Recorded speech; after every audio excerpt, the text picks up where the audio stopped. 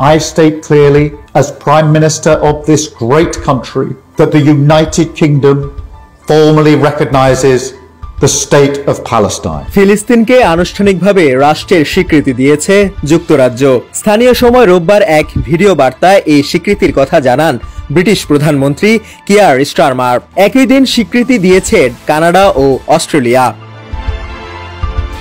Video বার্তায় Keir Starmer বলেন, শান্তি প্রতিষ্ঠা ও দ্বিরাষ্ট্রীয় সমাধানের আশায় যুক্তরাজ্যের প্রধানমন্ত্রী হিসাবে আমি ঘোষণা করছি, এখন থেকে আনুষ্ঠানিকভাবে ফিলিস্তিনি রাষ্ট্র হিসাবে স্বীকৃত হবে।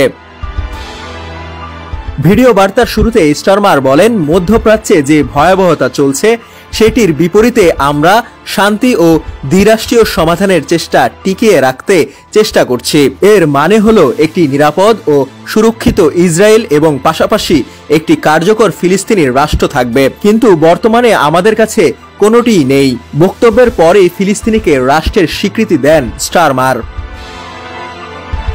বার্তা সংস্থা এএফপি জানিয়েছে, এদিন ফিলিস্তিনিকে আনুষ্ঠানিকভাবে রাষ্ট্রের স্বীকৃতি দিয়েছেন কানাডার প্রধানমন্ত্রী মার্ক কার্নিও। তিনি এক্সে পোস্ট দিয়ে এই স্বীকৃতির কথা জানান।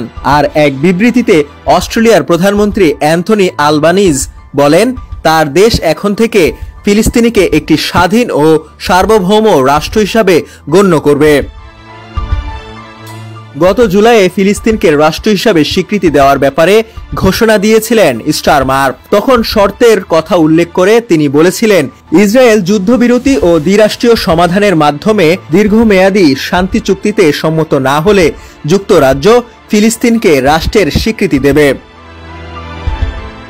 গাজায় যুদ্ধবিরতির বিষয়ে এখনো কোনো অগ্রগতি হয়নি, বরং গত সপ্তাহে গাজা সিটিতে স্থল অভিযান শুরু করে ইসরায়েল। হামলা চালায় উপত্যকাটির প্রাণ কেন্দ্রে।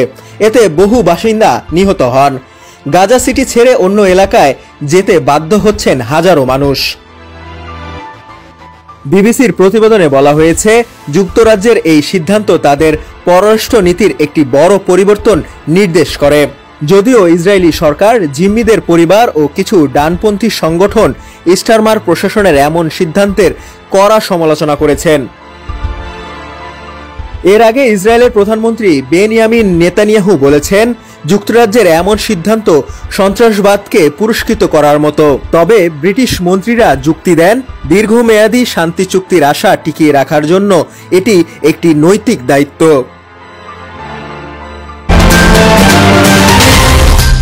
কেএবি টেলিভিশন, আপনার আমার সবার কথা বলে।